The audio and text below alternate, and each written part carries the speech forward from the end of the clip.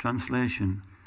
O my Lord, your pastimes are all wonderfully performed by your inconceivable spiritual energy, and by her perverted reflection, the material energy, you have created all the universes.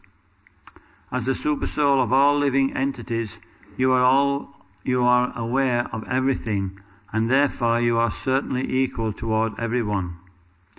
Nonetheless, you have favored your devotees. This is not partiality, however, for your characteristic is just like that of a desire tree, which shields everything according to one's desire. Purport by His Divine Grace A.C. Bhaktivedanta Swami Srila Prabhupada. The Lord says in Bhagavad Gita 9:29, Samoham sarvabhuteshu name dvesha stina priyaha ye bhajanti tamam bhaktya maite teshu chapyaham. I envy no one, nor am I partial to anyone. I am equal to all. But whoever renders service unto me in devotion is a friend, is in me, and I am also a friend to him. The Supreme Personality of Godhead is certainly equal toward all living entities, but a devotee who fully surrenders at the lotus feet of the Lord is different from a non-devotee. In other words, everyone can take shelter at the lotus feet of the Lord to enjoy equal benedictions from the Lord, but non-devotees do not do so, and therefore they suffer the consequences created by the material energy. We can understand this fact by a simple example. The king or government is equal to all citizens. If a citizen capable of receiving special favour from the government is offered such favours, this does not mean that the government is partial. One who knows how to receive favours from the authority can receive them, but one who does not neglects these favours and does not receive them. Therefore, there are two classes of men, the demons and the demigods. The demigods are fully aware of the Supreme Lord's position, and therefore they are obedient to him. But even if demons know about the supremacy of the Lord, they purposefully defy his authority. Therefore the Lord makes distinctions according to the mentality of the living being, but otherwise he is equal to everyone, like a desire tree. The Lord fulfills the desires of one who takes shelter of him, but one who does not take shelter is distinct from the surrendered soul. One who takes shelter of the lotus feet of the Lord is favoured by the Lord, regardless of whether such a person is a demon or a demigod. Om Gyantimirandasya Gyananjana Shalakaya Chakshurun Militam Jena Tasmai Shri Guruve Namaha Shri Chaitanya Manobishtam Stapitam Yena Bhutale Swayam Rupa Kadamayam Dadati Svapadantikam Vandeham Shri Guru Shri Yuta Padakamalam Shri Gurun Vaishnavamscha Shri Rupam Sagrajatam Sahagana Raghunatham Vitam Tam Sajivam Sadvaitam Savadutam Parijana Sahitam Krishna Chaitanya Devam Shri Radha Krishna Padam Sahagana Lalita Shri Vishakam Vitamscha He Krishna Karuna Sindhu Dinabandho Jagatpate Gopisha Gopika Kanta Radha Kanta Namostute Tapta Kanchana Gorangi Radhe Vrindavanishvari Rishavanu Sute Devi Pranamami Hari Priye Vanchakalpatarubhyascha Kripa Sindhu Bhayevacha Patitanam Pavanebhyo Vaishnavebhyo Namo Namaha Jaya Shri Krishna Chaitanya Prabhu Nityananda Shri Advaita Gadadha Shri Vasudi Gaura Bhakta Vrinda Hare Krishna Krishna Krishna Hare Hare Hare Rama Rama Rama Hare Hare.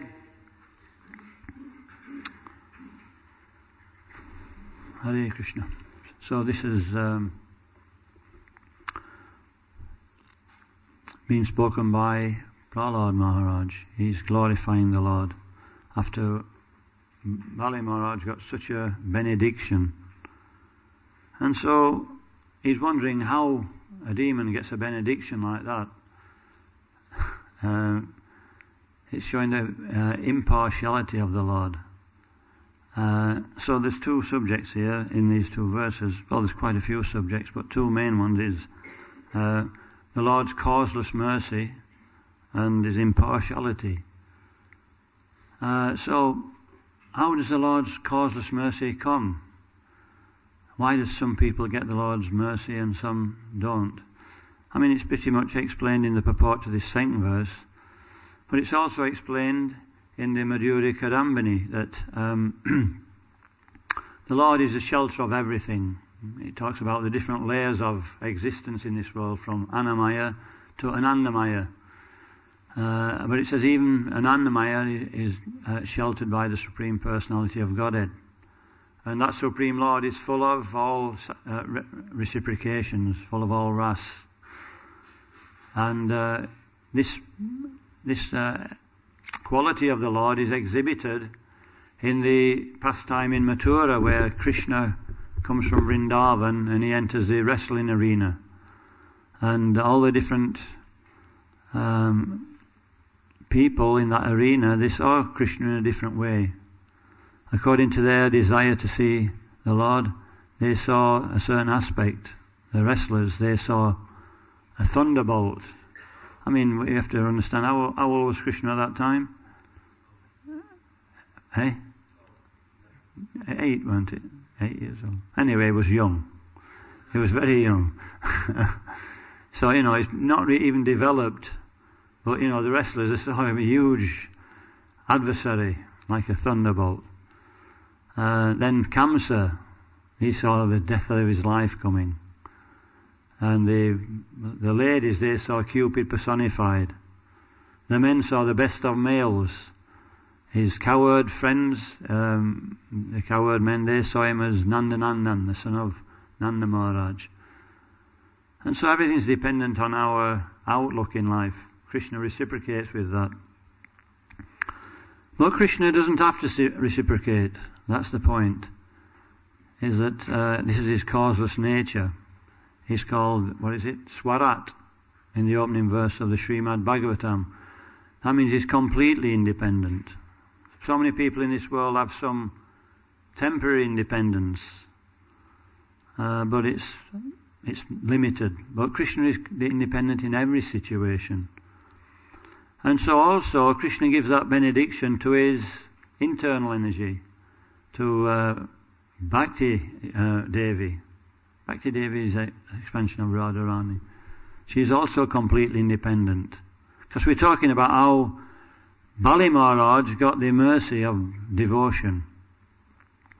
And so it doesn't seem... So Bhakti Devi says is also causeless and independent. Right in the beginning of the Srimad Bhagavatam, it explains that Save Pumsham Paradharma Yato Bhaktir Adokshade Ahoitaki Apratyata Yatma Suprasidati. So this quality of ahoitaki means Bhakti is not forced by any situation. It's unmotivated. The devotee is unmotivated in his devotional service when he's pure. But also that quality is there in Bhakti. There's nothing can motivate Bhakti, ultimately. So how does the devotee get this devotion? How does anybody get this quality from Bhakti? It seems that, there has to be something. It's described in the 11th canto of the Srimad Bhagavatam that it's another word used is yadrichchaya. It means that same thing, that it's not caused by anything. So if somehow or other somebody is attached to hearing, that's their good fortune. This is the good fortune of getting Bhakti, by being attached to hearing. So Vishwanath Chakravarti Thakur explains that, okay, so Bhakti is unmotivated, so that means everybody should get it. Anybody can get it at any time if there's no reason. We don't find that, do we? People are just walking down the road and all of a sudden Bhakti descends. They start rolling on the ground. We do see that sometimes, but it's not Bhakti. So And if bhakti is not, and then he explains that if bhakti is got a cause, then it's not causeless. If it's a material cause, by what we do. So then he starts to explain, maybe it's the Supreme Personality of Godhead who gives it. And he says, but actually, the Supreme Lord is, like this verse, he does show some partiality, or seems to do. So Vishwanath Chakravarti Thakur, he rejects that he will reciprocate with others, and not in the same way anyway, with somebody else. And then he says, what about the devotee? It's the devotee's mercy. Does everybody agree with that? I think it's the devotee's mercy. So the devotee says that the one who gives mercy is, what kind of devotee is he? Madhyam is a preacher. He can differentiate, therefore he can preach. Kanishta, he doesn't see not much beyond him his own devotional service. What to speak of differentiating. And the topmost devotee, the Uttamadhikari, he sees that actually everybody's better than me. Everybody's serving Krishna, and I'm trying. And so he finds it difficult to preach. So, but the Madhyam-adhikari, what does he do? He actually he'll see somebody, and depending on how they reciprocate with him, he'll open up. He'll give to others, and not. So he seems to be not so causeless. He's giving it. He's picking and choosing. There's a reason. I'll give it to this person. I'll preach to this person, but not to this person. He differentiates. So it seems to be an unanswered question. But then, Srila Vishwanath Chakravarti Thakur explains that bhakti is unmotivated because that devotee who preaches, he has some taste for devotional service, he has some bhakti. And therefore it's this taste, depending on his quality, which impels him to give it to others. So it's actually bhakti which is working through the devotee. And then it says, where does Krishna come into this? He says, when Krishna sees the pure desire of a devotee, then he blesses him with his Kripa Shakti, the ability to give devotional service. So it's super sanctioned by Krishna. So this is a technical way. When we go on the street, we're distributing books. We can't really think about this so much, but what's happening here?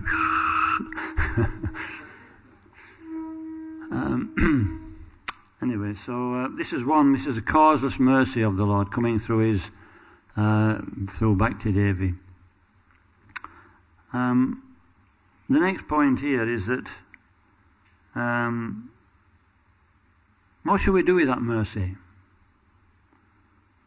What's the nature of this movement? I think yesterday Navina Nirada was speaking for some time, and I'm sure I didn't get all the class, but I got the last 20 minutes, and it was definitely about preaching. So this is what really pleases the Lord, that once Prabhupada was on a morning walk, and he was in Hyde Park actually, and he was walking, and the devotees were following him as usual, and he was talking about the good fortune of coming to devotional service, and he spoke for some time, and then after all the devotees were thinking that Prabhupada's been speaking about how we become qualified to take up Bhakti Yoga from previous lives. Prabhupada was speaking about. And one of the devotees, I'll not mention his name, but he lives nearby here, he's a Prabhupada disciple. He said, he was thinking, I don't know how I've performed any pious activities in the past to come to a devotional service. And he was really thinking about this. And eventually, he plucked up courage and he asked Prabhupada.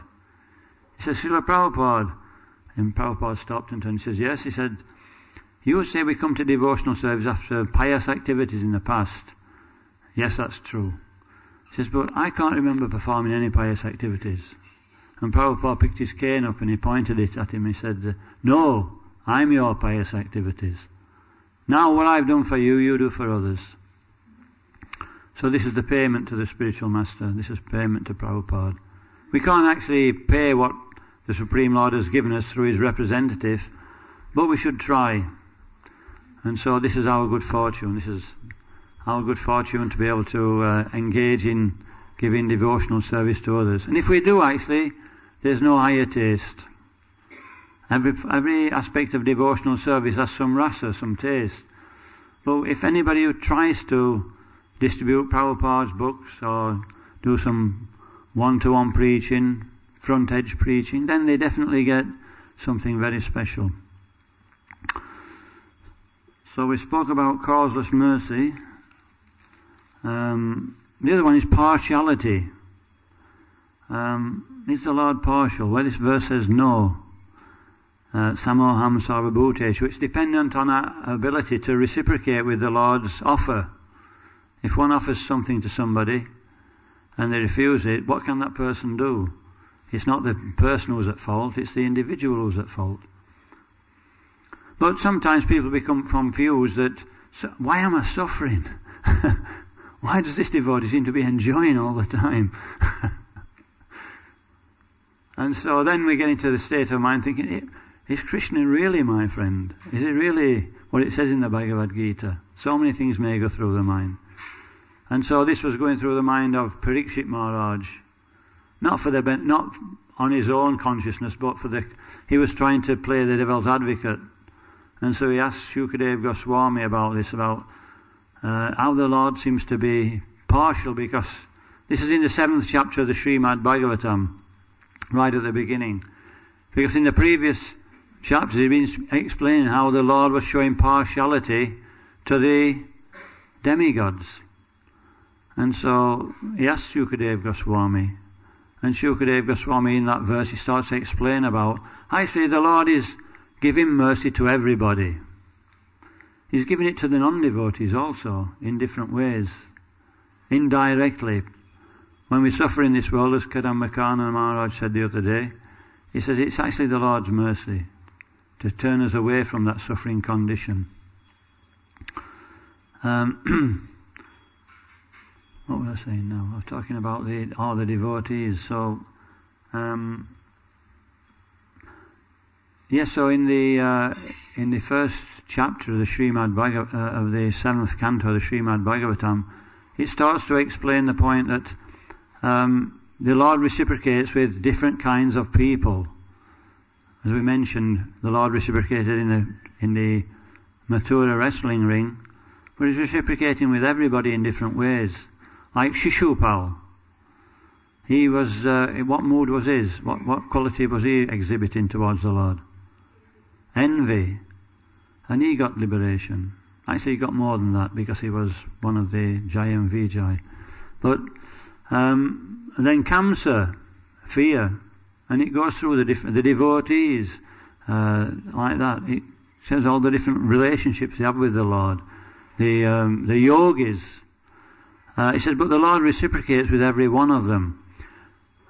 So sometimes people, unscrupulous people, they may start to think they can start imitating the Lord, like the Prakriti Sahajas, and that the Lord will reciprocate on this particular verse. But actually later on, Prabhupada writes in the purport that it's, if one reciprocates to the Lord and he controls the senses, one has to control the senses as well. And then one can get the mercy of the Lord. One controls senses means we cannot get the mercy. So, right in the beginning, I remember when I was visiting the Manchester Temple in 1983, I think it was. And Ranchar was in charge at that time. He'd been particularly designated by Prabhupada to preach in Manchester. And I went to one program, and Ranchar can be pretty heavy sometimes. And one of the I could see at that time there's a lot of people who are not so serious coming to these meetings. They were joking about. One of them asked Ranchar. He said, "It's all right for you wearing these things on your neck, these neck beads, but what about us?" And Ranchar said, "For the doubting soul, there's neither happiness in this world or the next." They didn't know what to do. Everybody was completely shocked. And so this is the thing, is that in devotional service there has to be some faith. And we have to put that faith into action. And then Krishna can do something. So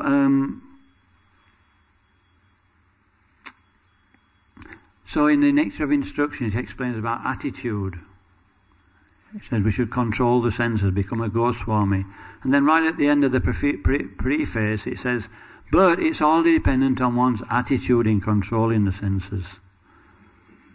Have we got the determination to do that? This is why we make vows, isn't it? How can Krishna reciprocate with somebody who's not determined? It's just like the example of Dhritarashtra in the 10th canto. No, not in the 10th canto. Dhritarashtra, just before the battle of Kurukshetra, Krishna sent a Krura. He says, go and see Dhritarashtra and see if we can change his mind, see if we can tell him, sort of convince him to come to his senses. And so Akrura, and Krishna told him exactly how to preach. I went and he preached to Dhritarashtra for some time, and Dhritarashtra was agreeing all the way through. And so at the end of this particular dialogue, Dhritarashtra said, your instructions are first class. I can't remember the exact words he said, but your instructions are first class. He said, I cannot find any fault with them. He says, but I cannot follow them. He says, my heart is too attached to my sons. I cannot hold them in my heart, these instructions. So Dhritarashtra was given all Krishna's mercy. Krishna's representative was sent, he preached to him, and even after all that, he couldn't take the mercy. So what about Akrura? Later on, Akrura, in the 10th canto, he was designated by Kamsa. He said, Akrura was pretty astute. He was very politically minded. He could, adjust situations, and Kamsa trusted him. And Kamsa wanted to bring Krishna to Mathura so that he could actually get rid of him. So, Akrura is a devotee. And so Kamsa said, obviously Kamsa wasn't so much aware of that, but he was aware of Akrura's expertise. So he said to Akrura, I would like you to go to Mathura. And he explained everything he was going to do. I want you to get Krishna and Balaram to come to, I want you to go to Vrindavan, get Krishna and Balaram to come to Mathura, and then I'll have an elephant waiting, Kulavaya Pida, and they will be crushed by this elephant. And if this elephant fails for some reason, then I have Mushtika and Chanura and all these very powerful wrestlers, and they will be killed in the wrestling ring. So if somebody told you that, you're a devotee, right? We're devotees. If somebody gave you that instruction, what would you do? You've got to go and maybe Krishna not here, but we've got to go and see another devotee and bring him to be killed. It's pretty difficult to follow. But, Akrura's attitude, his determination, he was so convinced, he had so much faith, that he went with joy. He went to Mathura, and on the way he was thinking about how Krishna would reciprocate with him when he arrived. He said, when I arrive, I'll get down from the chariot, and Krishna will pick me up, and then he will take me to his chamber, wash my feet, sweet words, give me something to eat, in so many ways. And then he will ask, why have I come? And so this is the difference, is that Akrura got Krishna's mercy, but Dhritarashtra couldn't take it. It's a matter of, what we're trying to explain here, a matter of one's attitude. And one's attitude is shown in his determination. Determination is real determination, is in the mode of goodness, isn't it? By following the process of Vaidhi Sadhana Bhakti.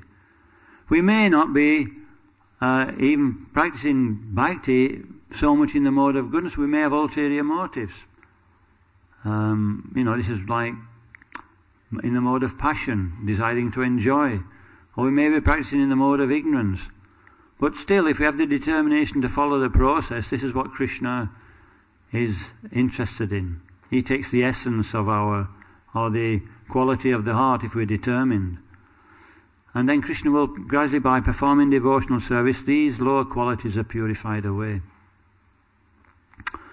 I think there's an example of that actually, in like Dhruva Maharaj, for instance. because we're talking about Krishna's partiality, Dhruva Maharaj, he wasn't interested in Bhakti Yoga so much. He was interested in getting revenge. He wasn't even thinking about performing Bhakti Yoga. And so he was so determined that Narada Muni said, let me go and see this person. Let's just test him how determined he is. So Narada Muni checked Dhruva on his path to the forest to see the Lord. His mother had told him that if you want to be helped in this situation, I cannot help you. You have to go to see the Supreme Personality of Godhead. Where is he? He's in the forest. Okay. And Dhruva went 5 years old. And so Narada Muni was impressed. And so he checked Dhruva on the way. He said, where are you going? He said, I'm going to the forest. What for? I'm going to find the Supreme Personality of Godhead. You know, how old are you? 5 years old. Maybe when you grow up, then you can try to go to the forest. You're only 5.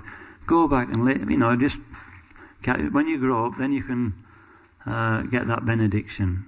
And so Dhruva Maharaj frankly told him, he said, if you can't help me, step aside. And so Narada Muni made all arrangements. He said, okay, I'll help you.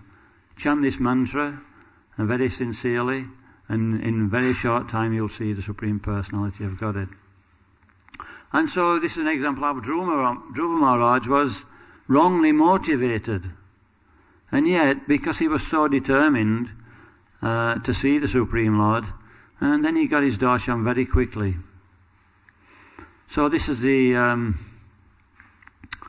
if we think the Lord's partial, then what do? If we're starting to think maybe the Lord's partial, maybe he's treating somebody a bit differently from me, we increase our determination.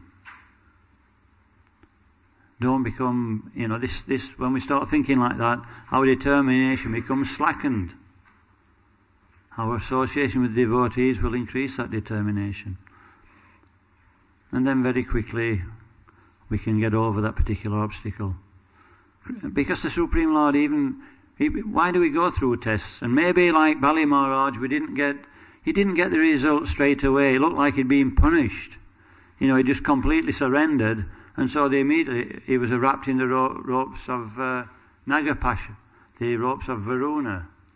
And then he was, humiliated in front of all his family members, sent to the lower planets. So sometimes that happens. We make some surrender to Krishna, and when we think, "What? I've surrendered. Still, I'm in difficulty." So what's Krishna looking for? Are you surrendering just because you want something, or are you actually surrendering because you want to advance in devotional service? And that gives us a chance to see inside the heart also. And if we're actually rectifying our mentality, then we can see Krishna's mercy. So it's all dependent on the way we see. Anyway, it's 9:30 now, so 8:30, sorry. So we can stop there. Is there any questions or comments?